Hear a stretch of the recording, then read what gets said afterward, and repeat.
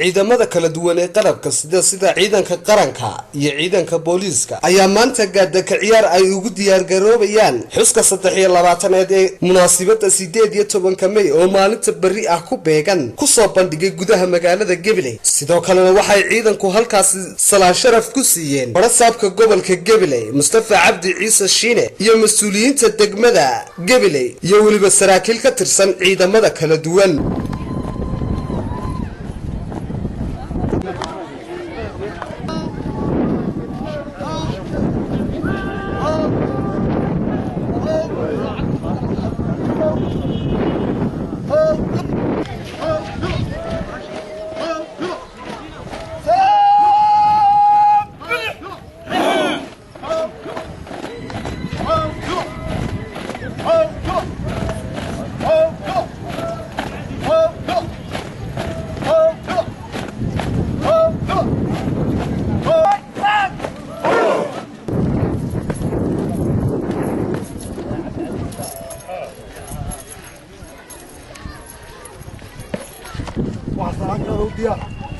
ciidanka qaranka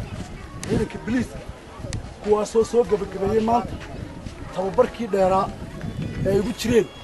xuska maalinta munaasabadda qarnimada Jamhuuriyadda Soomaaliya 18 May waxaana diyaar u yihiin difaaca qaranka iyo diyaargarowga 18 May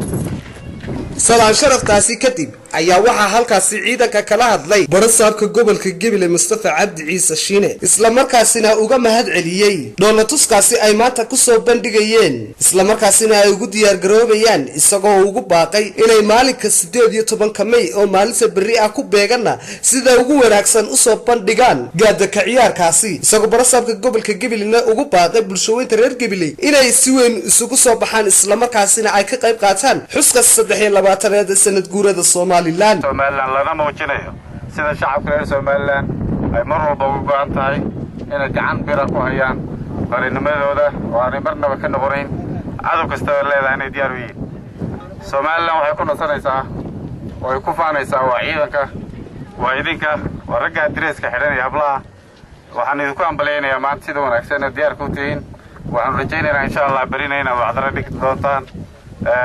dalka gabi ahaan waxa lagu jiraa tartan degmo walba iyo gobol walba wuxuu ku jiraa tartan insha Allah waxaan rajaynayaa inaad magaca Gabiley sare u qaadato haddana waxaan idin rajaynayaa inaad nasataan wayno berito la yiraahdo assalaamu calaykum wa rahmatullaahi wa barakaatuh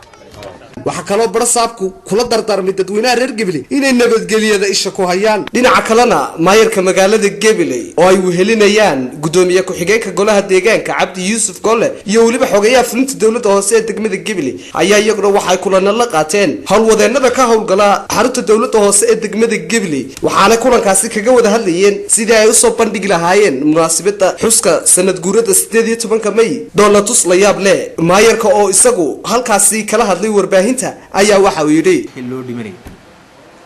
inaga doonaya hadaba inaga shaqaale dawladda hoose ahaan inaynu maalinta bari toole insha Allah ta'ala aynu muujino wadaniyad qiira leh tareen maaragtay ajayba wallahi inaynu ka gaadid dawladda hoose